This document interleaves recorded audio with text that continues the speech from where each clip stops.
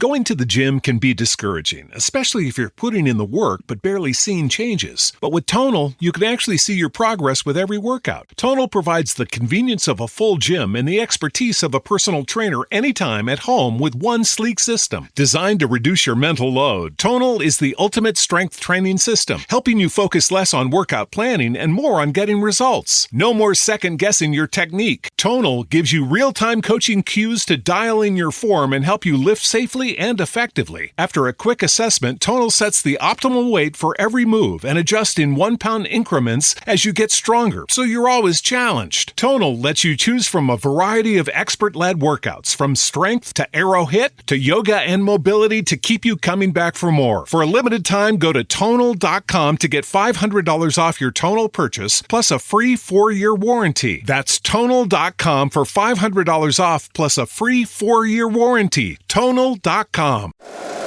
Every team, every topic, everywhere. This is Bleav. For fans wanting more than just the score, Warhawk Report dives deeper into ULM athletics with expert analysis, recruiting updates, behind-the-scenes access, and real-time updates. Whether you are a die-hard fan or just curious about the Warhawks, we've got you covered. Subscribe today at warhawkreport.com. Smart coverage, real insights, all Warhawks. warhawkreport.com.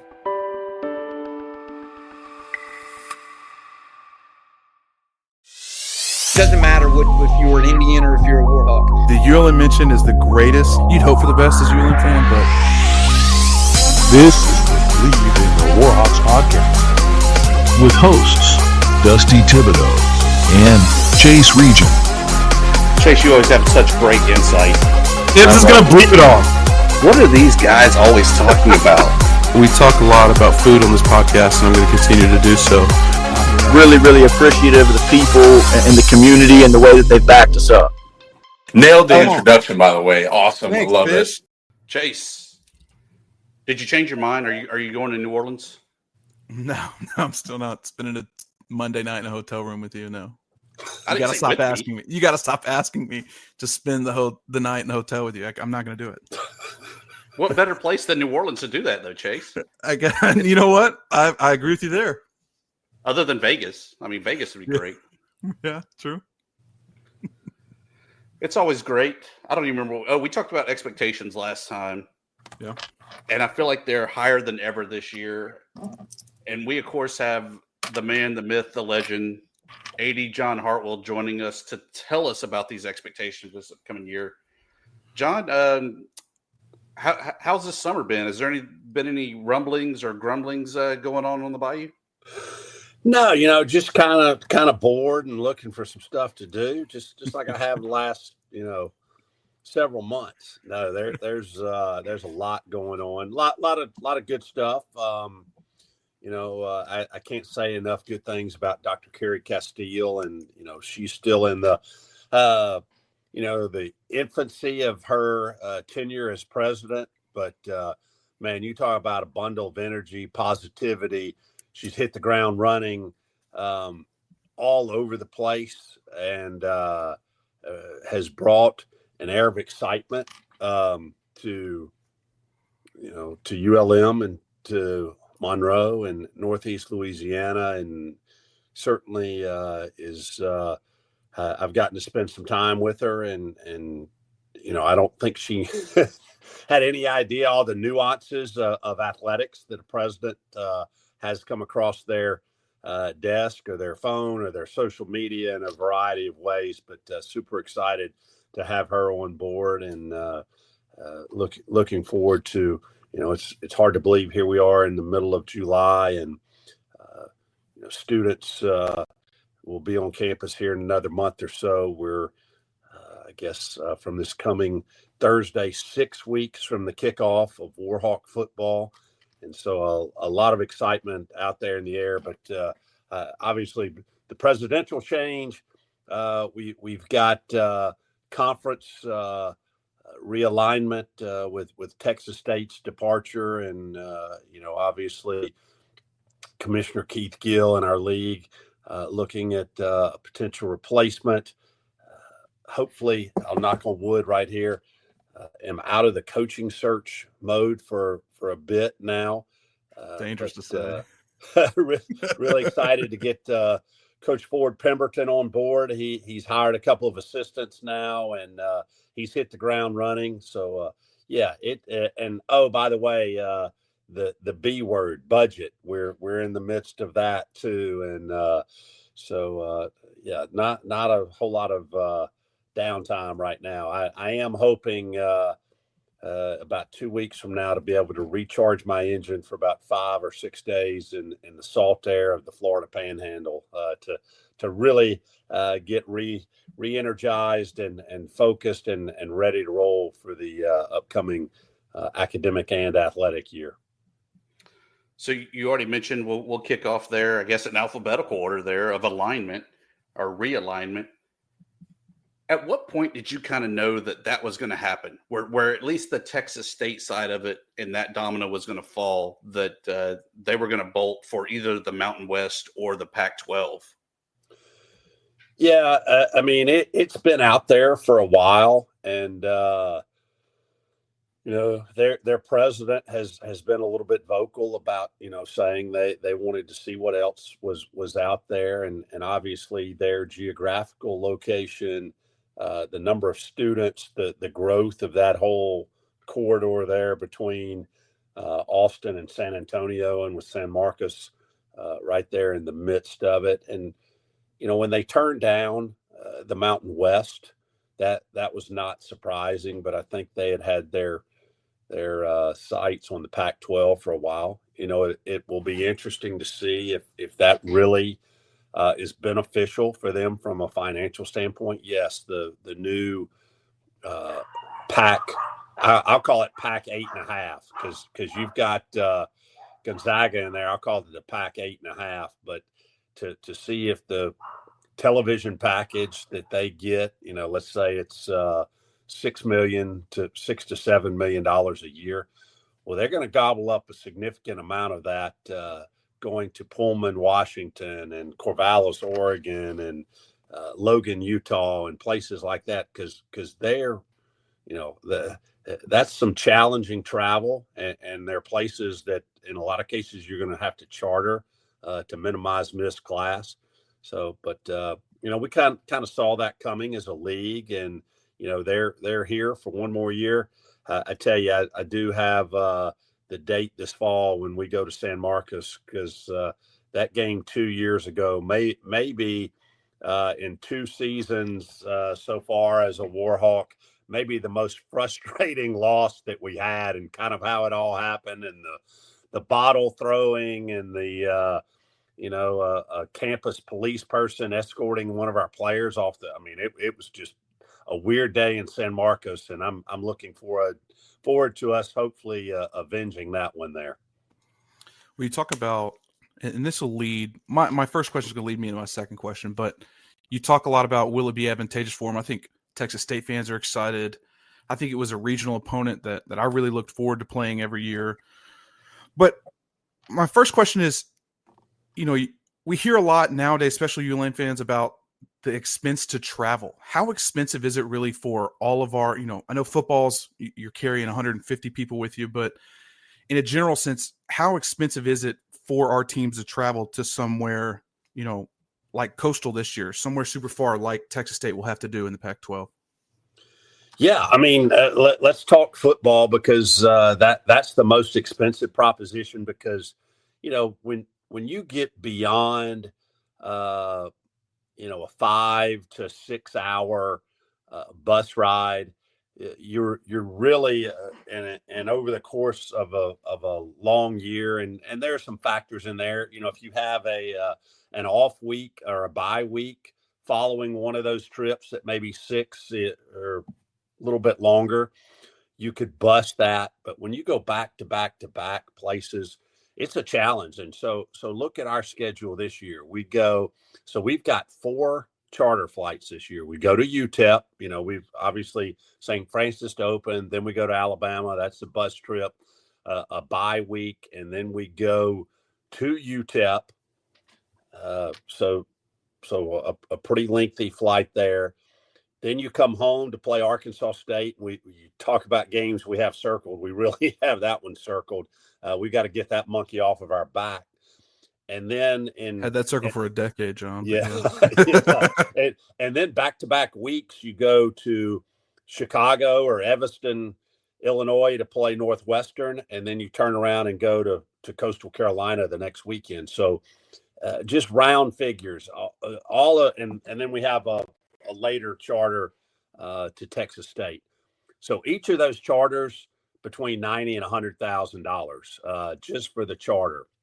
Then you've got, when you take a team like that, you probably got 90 hotel room, a minimum of 90 hotel rooms that a lot of times, depending on kick time of the game, you have to pay for an extra half night if you don't have to pay for a second night's room. So let's just say, let's use round numbers of 100 hotel rooms and let's say $180 to $200 a night. So again, that's another pretty significant cost. And then where you've really seen a significant rise in the cost for team travel. And again, some sports don't do this, but football, you've got catered meals. So you have a Friday night meal after you get there. You have a Saturday brunch, breakfast, again, depending on kick time. But that UTEP game, we don't play till 8:00. So for UTEP, you're going to have a breakfast, a brunch, and then a pregame meal. So you've got 4 meals at the hotel. And let's say those average, I think the Friday night meals are normally about $100 for a football team. So it's, and some higher than that. So let's just say 4 meals at an average cost of $75, $80 a person times 120. I mean, again, you are cranking up some pretty significant travel costs, and then buses. So you got to have buses. Obviously, if you're chartering, you still got buses on the other end to pick you up and, at the airport, take you to the hotel, take you to the stadium, and then again the next day too. So you're talking extensive travel costs. But back to your original question, Chase, it's also expensive otherwise. I mean, I'll give you a perfect example. Our outdoor track and field championships this spring were held in Harrisonburg, Virginia, at James Madison. Here's what we ended up doing because it actually was cheaper. We partnered with Lafayette and chartered a plane to take our teams. There were roughly 55, 60 kids from our team and the same from Lafayette, met in Alexandria and took a charter flight from Alexandria to Virginia. And you may say, gosh, that was probably pretty expensive. Yeah, it was expensive. But when you consider individual flights for all those people, hotel rooms, we actually saved a hotel night on the backside by being able to come back on the charter. So when the geography of our league stretched to Huntington, West Virginia, to Harrisonburg, Virginia, to Norfolk, Virginia for Old Dominion, to Coastal Carolina, those kinds of things, those are all flight trips. I mean, those are pretty brutal travel. So the cost, both in terms of general cost and you guys who travel as individuals or you take your families, the cost of travel, whether it's airfare, rental cars, gasoline, hotel rooms, meals, none of that's going down. It's going up 6, 8, 10% a year, and maybe even more in some high cost areas. So, that's one of the things from a budget standpoint for us. We can't say, oh no, we're not going to go to James Madison or we're not going to Coastal Carolina. It's too expensive to go there. Those things are dictated by the conference, and so you've got to do them, and you got to deal with the increasing cost as well. I mean, our travel cost this year for all of our teams is going to be somewhere in the $2.4 to $2.5 million range. Crazy. I mean, such a big operation. I think people forget about that, and also brings up the importance of money games. But it leads me, I didn't know figures, but I knew it was very expensive, right? And so when you talk about, there's been a lot of conversation about Louisiana Tech joining the conference, and that's an easy one. That's an easy point to hold your head at. But why else is it important in your eyes? I've heard you talk about your support for them to the Sun Belt, and I've heard some rumblings and about them being or not being. I'm not asking you to confirm or deny that. But in your eyes, why is it important, or what makes sense about them joining? I think when you look at the possible candidates out there, and I'm, I know more information than this, but I really can't divulge it. Whether people talked about Western Kentucky or talked about Middle Tennessee, and I know there was some speculation about a couple of the MAC teams having an interest in being in the league, but really none of those teams, including Louisiana Tech, are really going to move the needle from what you're going to get in return, the next iteration of the the broadcast contract, the television rights contract, the next time around.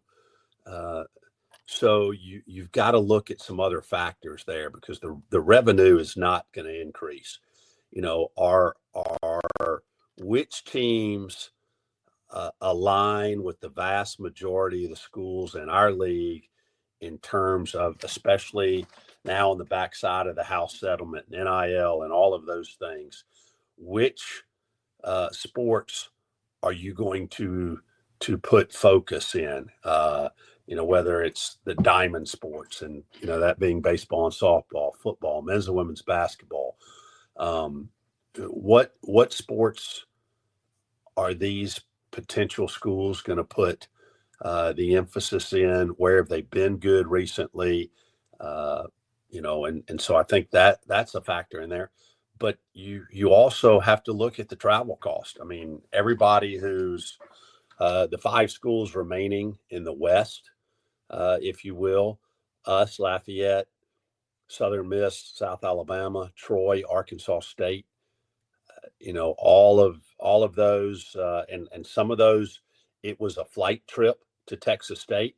Now, all of a sudden, for all those schools, it's going to be a bus trip if La Tech is the institution that's brought in. And I know, in our fan base, I know there's some rivalry there, but there's also some bad blood, if you will. That Hatred, may be if you will. That may be the best way I can characterize that. But you got the same thing between us and Lafayette too, to some extent. So I've heard you on the sidelines the last 2 years, Chase, when we've been playing Lafayette, and some of the kind gestures you've expressed their way. So, but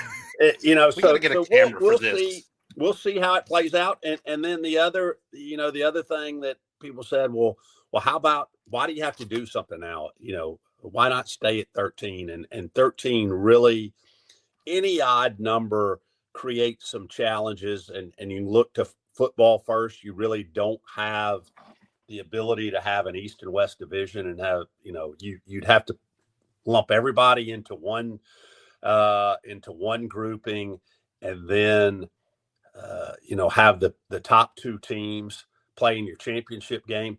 And the one thing that you can't avoid there is you may have a situation where the same teams play back-to-back weekends, the last game of the regular season, and then again in the championship game, which is not ideal for anybody.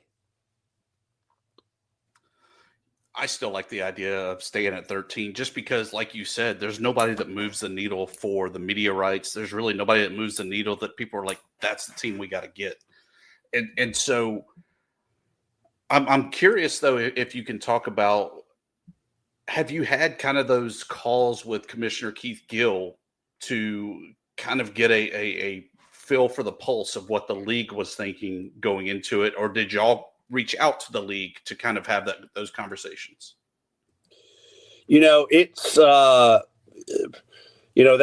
we've had a couple of meetings as athletic directors.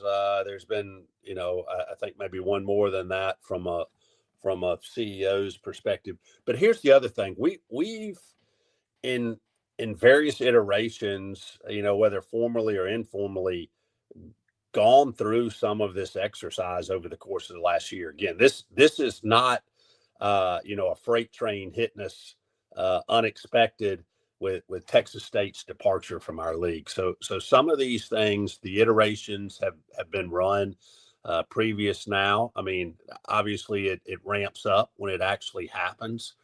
But those things have happened. But yeah, I mean, and I think, it has not been clear cut, as to the direction it's going to go. And, if we get to tomorrow and there's a vote and it's done, whoever it may be, hats off to Keith Gill and being able to lobby and to work the room to get it done, because I do think, you got to have 10 out of 13 votes. And so, it'll be interesting, but we'll be ready to move forward in either way. And is it in 26 or is it in 27? Because I think the other factor in here is Conference USA. They feel jilted in this deal, and they're not going to make it easy. So we'll have to stay tuned for whatever that holds, if in fact it is Louisiana Tech.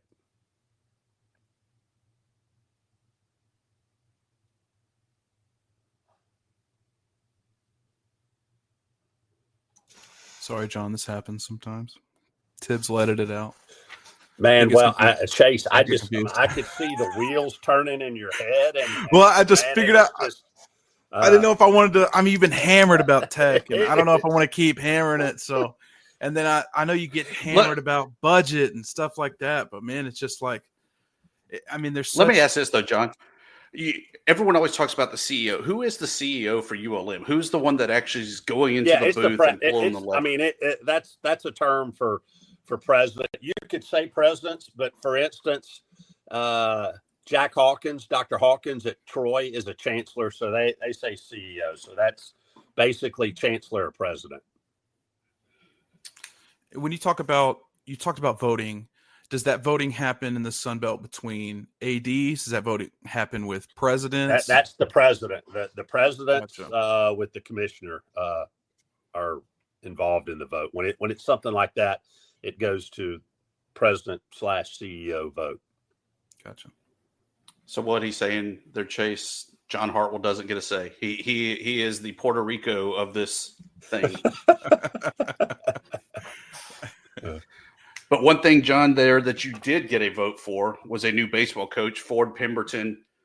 How was that search? Because I could only imagine how crazy it was, knowing that everybody loves baseball in northeastern Louisiana, the great storied history there of ULM baseball, especially great facilities. I mean, there's a lot going on there for ULM baseball, but what was that coaching search like?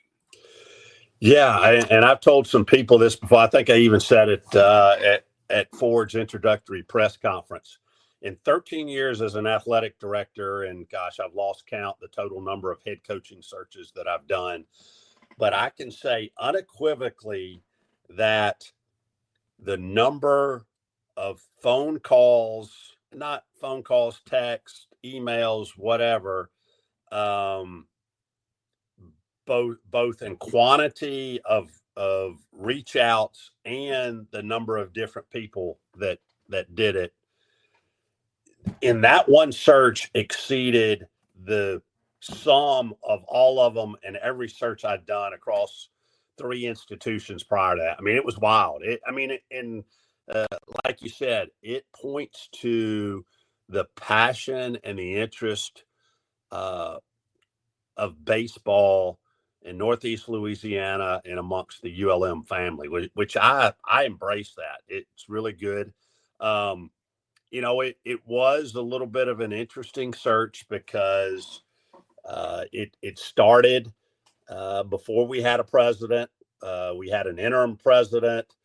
There were some unknowns in there, and in terms of navigating the process, we had quite a bit of interest, and I was really impressed with the pool. Visited with some, really impressive folks, sitting Division I head coaches, associate head coaches, people who participated in the NCAA baseball tournament this past spring, who had a bunch of success. But ultimately, and Ford was one of those guys, young in terms of head coaching age in Division I right now, but mature beyond his years. And in visiting with him, you can see that he's got a plan. He's very familiar with ULM, being a native of Bossier City. His dad graduated in construction management from ULM. He went to LSU, actually coached high school while he was still at LSU, had an injury, and he couldn't pursue his career any further. Spent time at Nichols, spent time at Southeastern, and I tell you, a guy that the chairman this past year of the baseball selection committee, J.R. Teagues, who's my counterpart at Southeastern Louisiana, raves about Ford. Just, his approach, his maturity, his attention to detail. And then when he left Southeastern, he spent the last couple of years at Memphis. So he has hit the ground running. Obviously, with the portal involved, and we lost some guys to the portal, but we were able to basically our entire team went in the portal after Coach Federico after he departed. But we were able to keep quite a few who we wanted to keep, and he's complemented it with quite a few incoming transfers. Portal guys, including some local talent that I know some folks are excited about, some young men who have gone off other places and put up some really strong numbers and come back. And so I'm really excited about that. I tell you one thing that's pretty cool about Ford, that a lot of people don't know this. So he went to Houghton High School over in Bossier City. He and Dak Prescott are really, really close friends. So that's kind of a neat twist there. Yeah. But we're excited to have him, and I look forward to big things from Warhawk baseball in the coming years. Yeah, I thoroughly enjoyed our conversation we had with him here on the podcast. He seems like a right guy for the right moment, and I think that's important in hiring. And but first, I want to know: do you think he'll be able to teach you how to throw a first pitch, or is that a lost cause? Man, gosh, Chase, you're going to bring that up. See, I was hoping that kind of went unnoticed. I did throw one out. I was trying to put a little velocity on the sinker, and it sank too quickly, and it it didn't quite get there. It was a one hopper to the plate, but yeah, I'm gonna try to, I may have to throw a moon ball on my next one just to make sure it doesn't bounce up there. So, but hopefully you can. You can always get closer. I mean, that's what Chase does. Yeah. You just gotta take a few steps. Somebody. I know this is a family show, and I won't regress to the reaches that Chase does sometimes, but my ability to throw a baseball, people may equate to my golf game, and they say I have a loft problem. Yeah. Lack of freaking talent. Notice I kept it freaking there. I do have a real question for you, and I don't think we have enough time. I mean, you've had to make a bunch of head coaching hires here in your 2 years, but I do want to know, what's your process for it? Are you a committee guy? Do you like to do it yourself? What are you looking for in somebody to come in? Do you talk about the plan that Ford has? Is that kind of what you look for a head coach to have? He calls me Chase. No, I hope not. Oh, geez. Hey, here's the deal. I don't mind, and I actually enjoy people calling and offering opinions and plugs for various people, but ultimately there's so many dynamics in a search, and it happens so quickly. And normally, when you're doing a search, you're not the only school that's looking for a coach in whatever sport it is. And I really think that's one of the one of the top 3 responsibilities. And some people would argue from time to time, the top responsibility of an athletic director is being able to make coaching hires and try as smoothly as you can to make changes when you need to as well. So I've been fortunate enough that I've worked for presidents or chancellors who said, "Hey, John, this is your responsibility here." And, of course, I'm not going to make a decision without talking to the president or, a couple of key folks too. But when you get into a committee and everybody, especially I've seen some of these hires, not necessarily in coaching hires, but whether it's an AD or president, you got all these people out there. I mean, gosh, it's a recipe for disaster. You've got to be able to act quickly, to shift directions, to do all of those things. And I do try to involve a staff member or two sometimes in going and interviewing people and maybe being able to hear something that I don't hear or get a opinion on those. And, I'm a firm believer in having been in this business for a long time now. I'm coming up on 28 years in December, directly in college athletics. I know a lot of people, and I would say this, whether I was in athletics or private business or whatever, I don't talk to people who somebody puts on their resume. I mean, who's going to put somebody on their resume that's going to diss on them? I mean, I talk to people. I look at where they've worked. I know people who have worked there during that time frame, and I talk to those folks because, again, if somebody's not smart enough to put somebody who's going to say something bad about them on their resume, then they got bigger challenges. So, but in the whole process, and I don't like to get stereotyped either, Chase. Back to the original part of your question. I'm not saying, hey, it's somebody that's got to have had head coaching experience, or they've got to have been at this level or that level.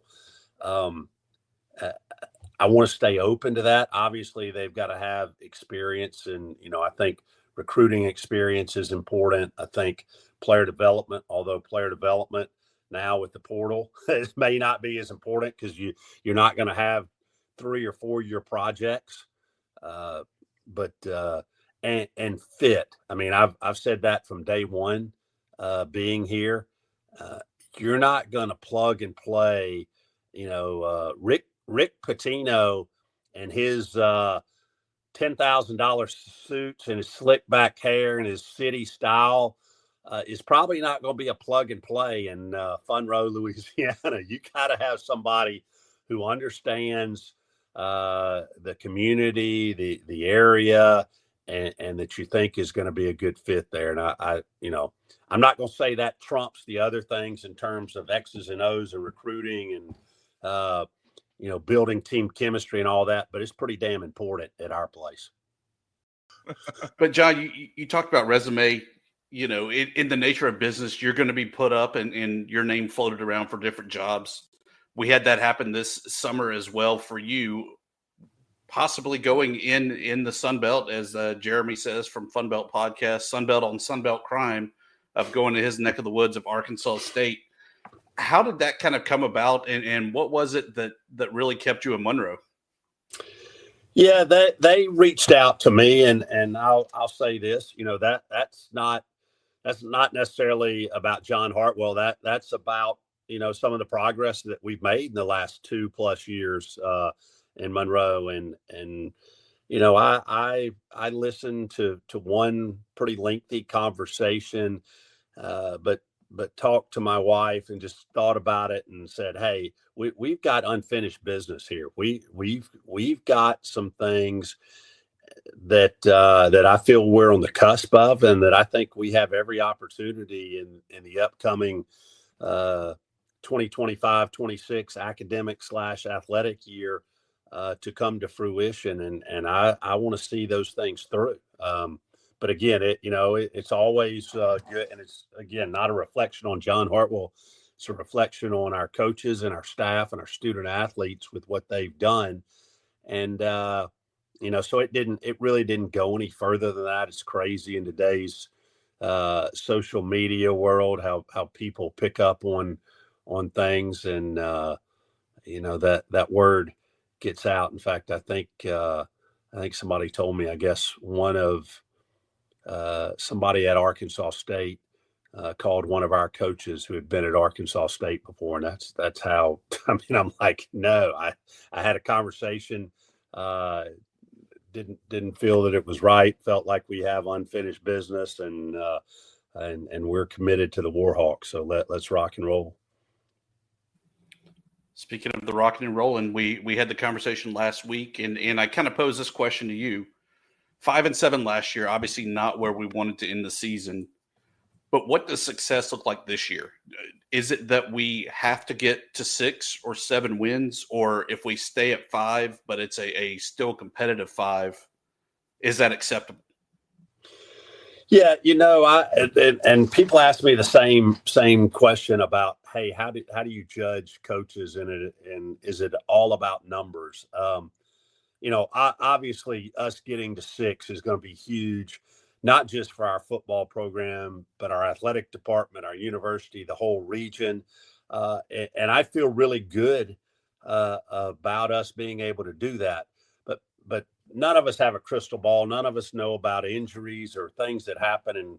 And good Lord willing, hopefully we can stay relatively healthy. But I will say, one of the things that gives me comfort, and I know gives Coach Vincent some comfort, is we have much more depth than we had this time last year, and we're bigger, stronger, and so I don't think, and this wasn't the only factor going down the stretch of those last 6 games, but the fact that we're stronger, we've got more depth. I feel really good about the upcoming season, but it's not, obviously football is the engine that drives the train, and that's really, really important. But I feel like we have opportunities for success. Super excited about, Will Roberts and our women's soccer program that kick it off here this fall. We've got some talented young men and ladies in our cross country program, volleyball under new leadership there. And then when you get into men's and women's basketball too. So, and then obviously in the fall, we talked about baseball. You talk about the success that softball had, and Coach Molly Finkner, Coach of the Year. So there's a lot of optimism.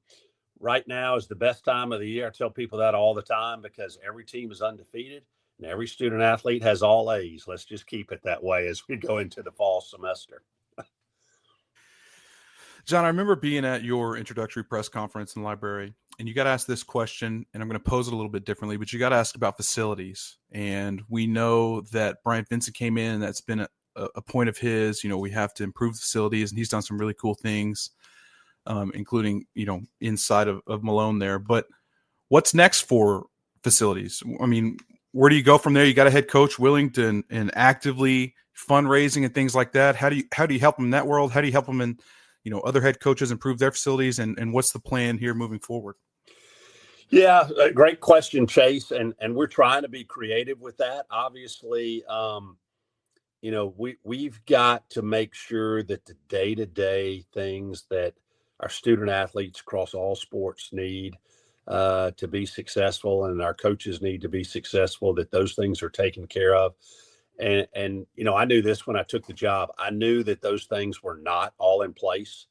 at that time. Have we made great strides? Yes.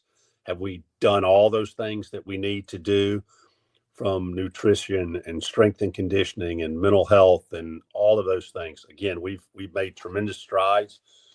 We've got some more things that we need to do.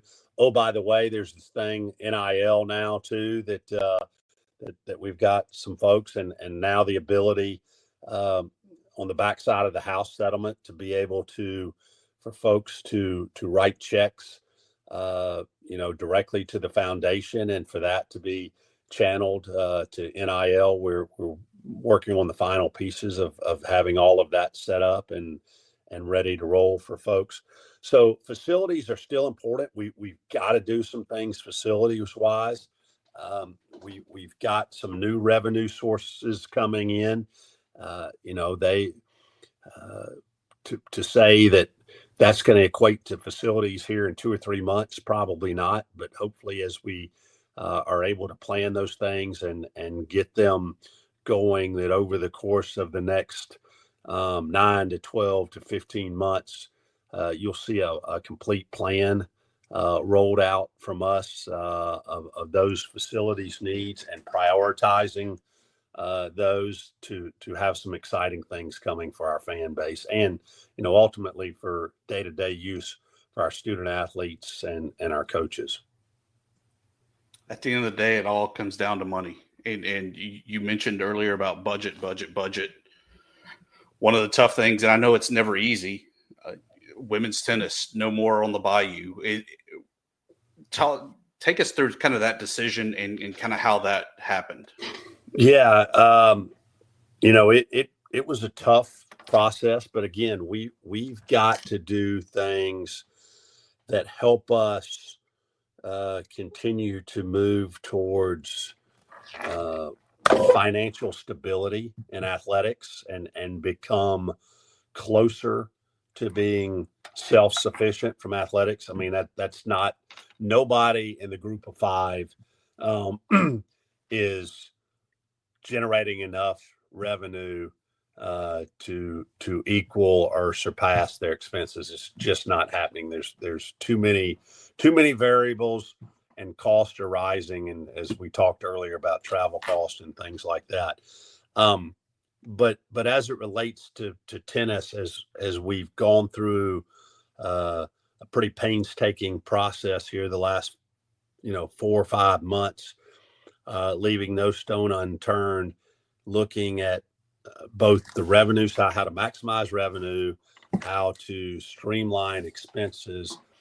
This was one of those decisions that was not made lightly. We know that it impacted 8 young ladies who had come to ULM to play tennis, to Coach Yvonne of Alvaro, our women's tennis coach who played collegiately at Tulane, is a native of Portugal, to Phil Trahan, a longtime fixture of tennis in the city of Monroe, as our assistant coach. But ultimately, we felt like with tennis, and we obviously, it was really important to look at the Title IX aspects of this. We had a Title IX consultant involved in this who had done some work with us before.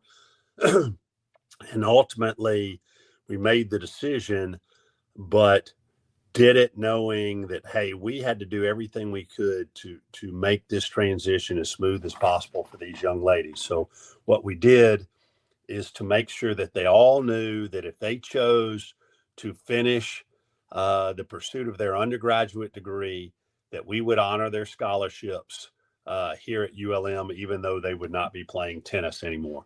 To date, we have 3 of the 8 young ladies, all 8 went into the transfer portal. 3 of those 8 have already signed with other institutions. And I expect probably 2 or 3 more will here in the next couple of weeks.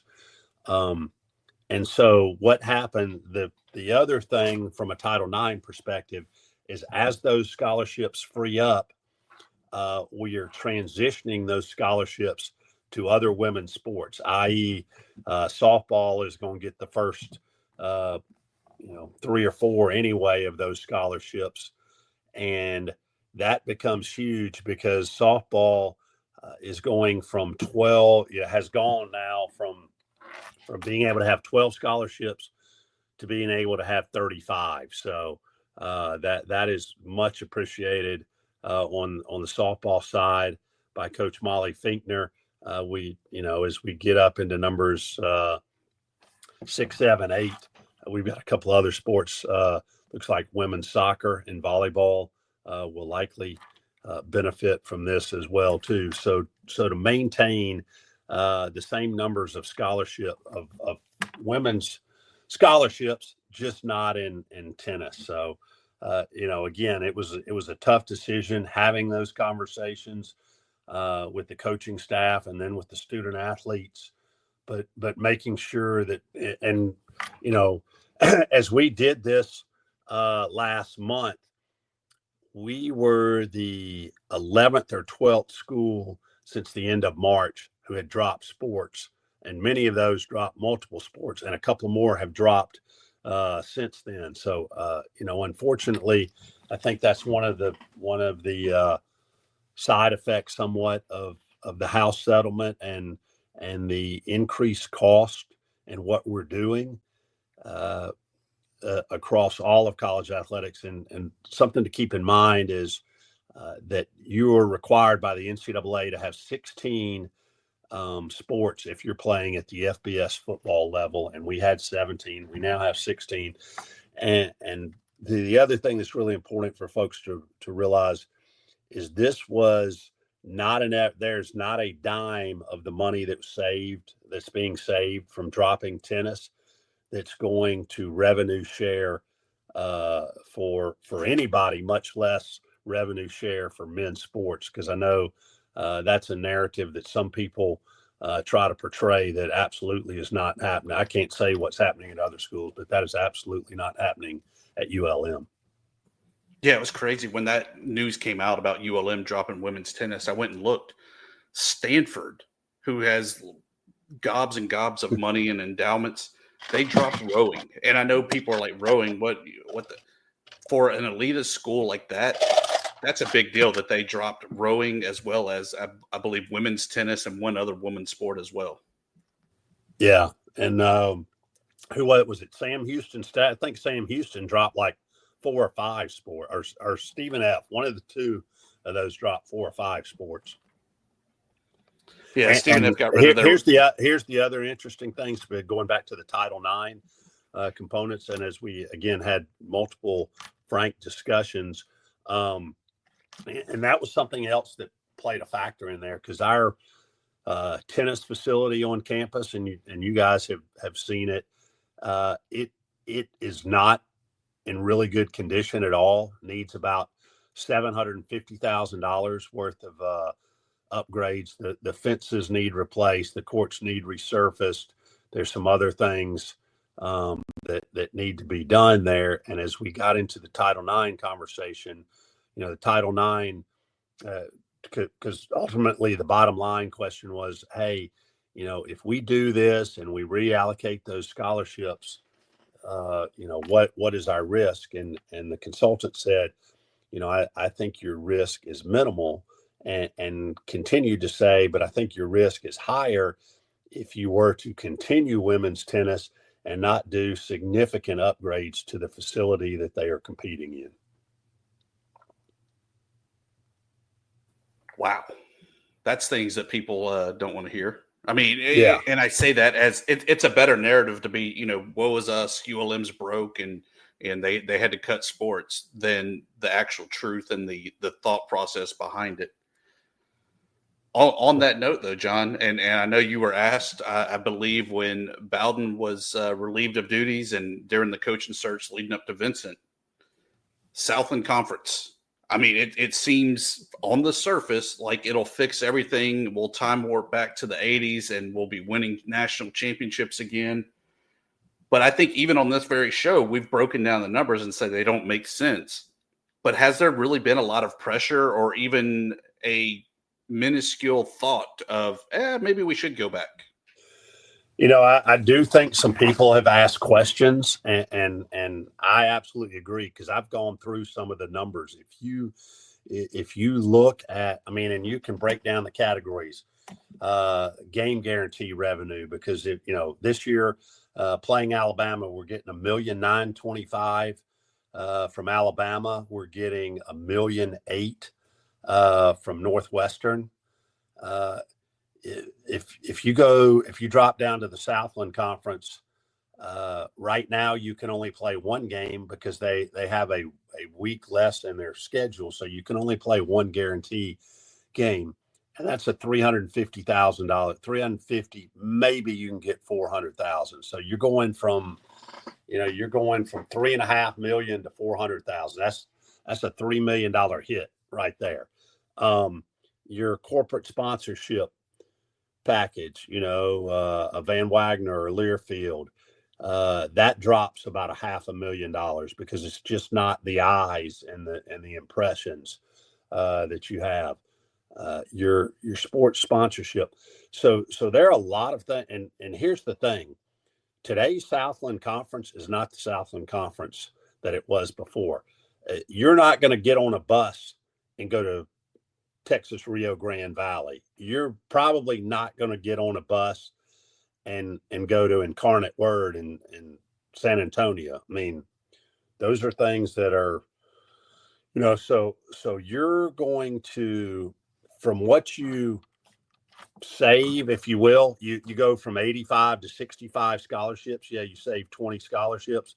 Oh, but by the way, you probably lose those students too. And we're in a situation where we need all the students that we can get. You're going to limit your numbers of walk-ons. So really, where the Southland Conference stands today, I would argue that we would be in, at best, the same financial situation we're in, if not worse, by going to the Southland, from the Sun Belt Conference. And that's just out the gate. You got to pay a $5 million exit fee. Oh yeah, exactly.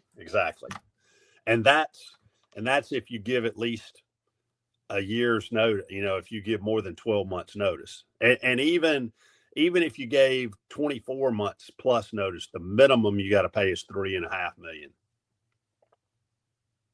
So it's $3.5 million if you give more than 24 months.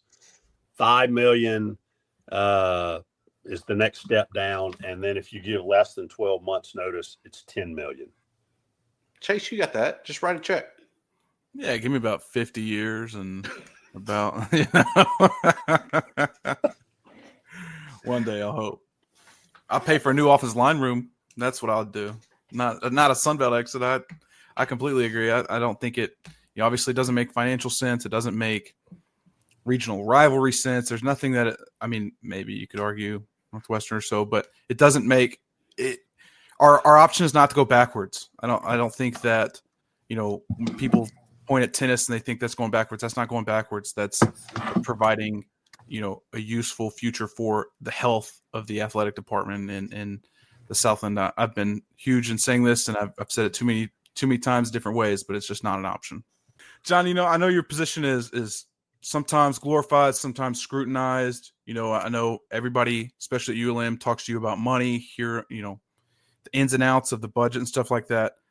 But I think something that doesn't go talked about enough for the people in those positions. And so I think the one thing I'd like to leave us with here is just, why do you do what you do? You said you've been doing it for 28 years, but what keeps you going every day? And the human that John Hartwell is, what gets him excited to do the job that you do every day? No, that's a great question. I appreciate that. And I'll say this hasn't changed. I mean, the opportunity to see young people come together from so many diverse backgrounds and upbringings for the common goal and to have success as a team, which is important.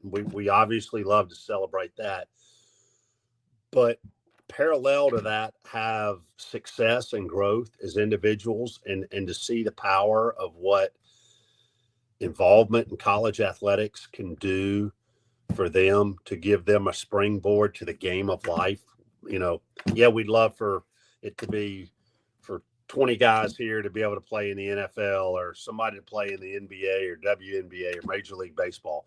The likelihood of that happening is not, I'm not going to go buy lottery tickets to say that's going to happen, but to see that and the same opportunity that I got and what it did for my life and the relationships that I made, that drives me every day. And we've talked about this before. It drives me even more when the outside folks say you can't do it at ULM. Why are y'all doing this? You're spinning your wheels. You're not going to be able to be successful. Again, I want to go back to the F and loft. Freak those people, man. That's what drives me. We're going to do it. And you know what? When we do that, it makes victory that much sweeter. I mean, that there's a couple of pictures captured up and down the halls of our football area of Coach Vincent and I, screaming out loud with joy last year after the James Madison game, because people said there's no way ULM can do that. And that's what drives me. And yeah, there are challenges. And, I'll say being an athletic director or being a head coach these days probably is tougher. I know it's tougher than it was 10 years ago. And there's so many other variables, but I wouldn't trade what I do for the world because I love seeing the impact that it has on young people and what it can do positively in their life and what it can do for our university, what it can do for our community.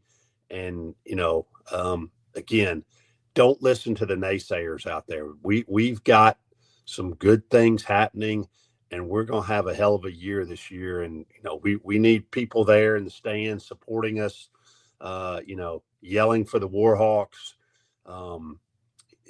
doing anything you can to rep the brand and to help us build the brand. And that's certainly what you guys do. I appreciate what you guys do and the platform that you utilize to help support Warhawk Athletics. Always. Well, we're big fans, and we're big fans of you, John. So I just want to say thanks for taking the time today, giving us some inside scoops. And just know that we will ask for you to come back. And I hope that you do that. And I hope that you're not scared.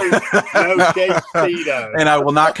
If you commit to coming back, I will still not commit to not wearing a Speedo. Advance and say no. Just say no. John, one last thing. Obviously, it looks like you'll have a couple future games coming open with those Louisiana Tech games, probably becoming conference games. Heard a rumor that there's a South Carolina school that you may or may not have some ties to that are on the radar for those future games. Man, there's a lot of people on the radar screen. A lot of folks on the radar screen. We'll see. Hey, I'm still trying to play through it. I mean, talk with scheduling people all the time. What does the SEC do? If they go to 9 games, we may have a couple more openings too. So the ever evolving world of football scheduling takes up a little bit of my time on most days too. So again, awesome. Keeps me from getting bored because I don't have much to do, but wouldn't trade it for the world. I told you it wasn't as easy as it looks on NCAA. Yeah.